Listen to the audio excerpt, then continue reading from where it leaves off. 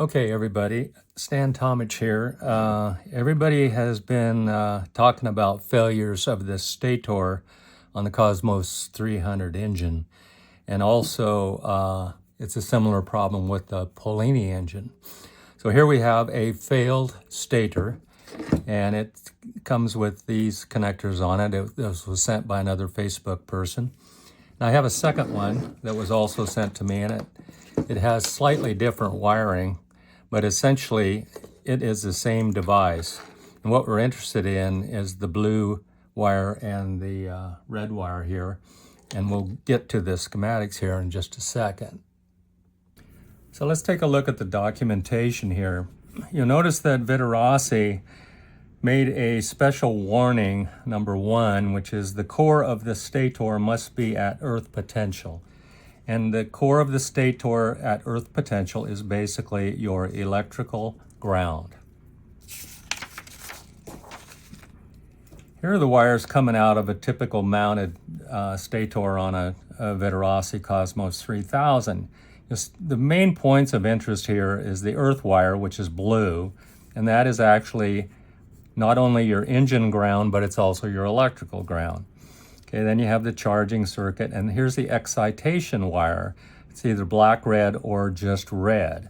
That's your spark wire.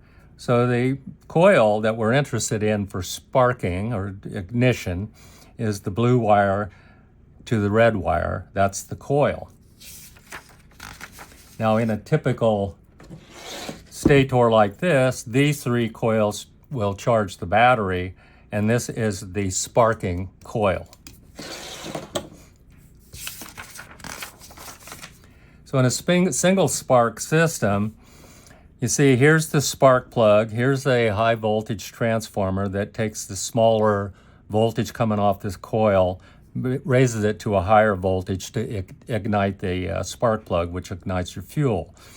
So the excitation coil, or the igniter coil, if you will, goes between the red wire and the blue wire. Blue wire's ground, the red wire goes toward the spark plug, essentially through this coil.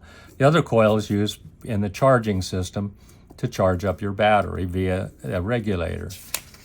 The dual spark system is very similar. It contains a single spark circuit. Here's the spark plug, high voltage transformer. Here's the red wire. This is the black coil on the Stator, and here's the blue wire. Again, here's your other 3 coils are tied together to form a charging circuit through a regulator to charge your battery. The rest of this stuff up here basically is just to have a second spark with electronics.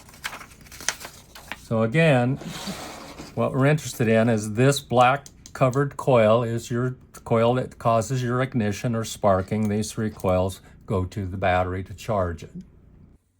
So as received, I take a look at this Stator. I find that I do have the color codes of the wires that are appropriate. This is the Stator. And then on a first visual inspection, you turn it over, and the first thing I noticed was these solder blobs. This solder blob here and this solder blob there. And if you look at it, the solder blob basically has the wire for the charging coil for the battery, and this solder blob has the wire for the trigger coil. Now these solder joints do not look good to me because I've been an engineer for 40 plus years in electronics. So I want to show you just an example of solder joints. This is a bad solder joint. So what you see here basically is a balled up solder joint that has not flowed onto the substrate. This would be a good solder joint. You can see that it flowed onto the substrate. For a good solder joint to occur, you have to heat the substrate to the same temperature as the solder. Well, with the frame of the Stator, it's an awful big piece of metal. And so you have to really heat this piece of metal to get that solder to flow. And by example, a typical circuit board, the wire comes through the circuit board. There's a little silver or a tin-plated pad there. And then when you solder to it, you have this basically concave surface here. This is also a concave surface, so it indicates that the solder flowed. This bad solder joint has no flow. In other words, what we're missing is flow down to the substrate. So I know that solder joint is a bad joint. I would not accept it in normal engineering practice. Okay, what I have here is a fluke multimeter. It's calibrated. And I've only got a 200 ohm scale, a 2K scale, which is 2000. So anything under 1000 is going to be 0.100 or 0.300, etc. So if I short my leads together, you can see that I am in ohms on the 2K scale. So this is basically 0 ohms, 0.1, or approximately, might flash to 0.2. It's just the resistance of the probes. Anyway, you'll see that I've jammed the ground probe into the blue wire. So we're looking at the blue wire right here on the schematic. That's the blue wire. We're going to check the coil, which goes to the red wire. So typically, on this particular one, we'll look at the red wire, and we have 306 milliohms, or 306 ohms, I'm sorry, 0.4. So 0.306 on a 1K scale or a 2K scale is 306 ohms. Okay, that shows that the coil is good. And what we're looking at is the excitation coil, the red wire to the blue wire. So this shows that the coil is good. However, when we really start to examine the coil, what we'll find is that the blue wire, which is earth ground, if you remember, has to go to the chassis. So what we're going to do is we're going to look at this frame. It's not grounded, but you can see the solder blobs are there from each side of the coil. Well, how do they measure out? So the solder blob is a ground for the excitation coil, for the charging coil for the batteries. Here's the excitation coil, this black one here. The solder blob is also ground. But you'll notice that there's no continuity to the frame and that it just kind of jumps around. Okay, that's the intermittent sparking that you see. That's why I think these solder joints are definitely the wrong thing to do. So let's go back and just think about that blob of a solder joint. I call it a bad solder joint because it's not professional and it's not going to last long. A good solder joint, again, if you remember, it flows to the substrate, and you can't heat that frame up hot enough to get the solder to flow. So how come these stators seem to work for X number of hours, and then all of a sudden they become intermittent or they quit and you lose your spark? Well, it lies in how a bad solder joint performs over time. So let's look at it a little bit closer. So here's the substrate. That's the frame of the stator. Here's your big solder blob. I'm drawing it in a very large scale. And you have a contact zone right here. Okay?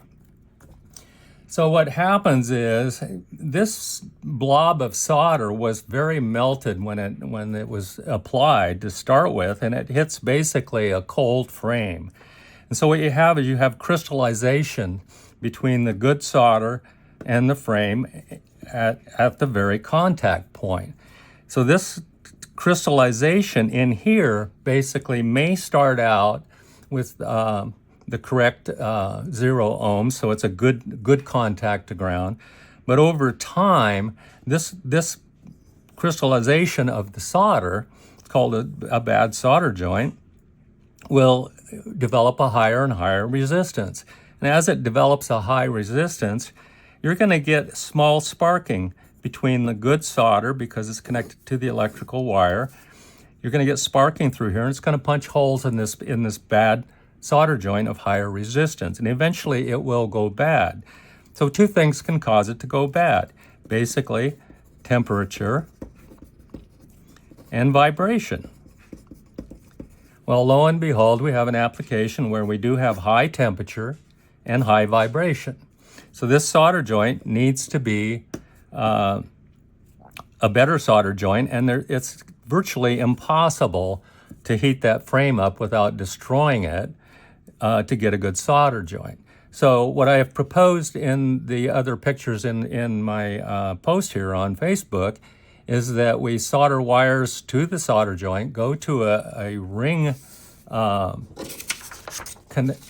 connector, a crimp ring, and that we run the wires to the opposite side, because this face here mounts toward the engine, and you have two fasteners that hold the stator to the engine block. So a crimp ring can go underneath one or both of the connectors, run a wire to the backside, solder it to each solder joint to make continuity. Or you could just basically debond these two solder joints and hook up to the wire with a little bit of a heat shrink. Now, when you're doing a stator repair, you'll also notice that you have some melting here because of the hot engine, and also poor handling. If you look at this wire here very closely, you'll see that somebody has cut into it, and it's not that they did it deliberately. It probably goes around a sharp edge on the engine. So you have to be very, very careful with the wiring, because this on the sharp edge will actually short out one of the conductors, and we could follow it through the schematic and decide what it's going to ruin as far as the circuit goes. But the main point of this video is these are bad solder joints. They should not be done this way.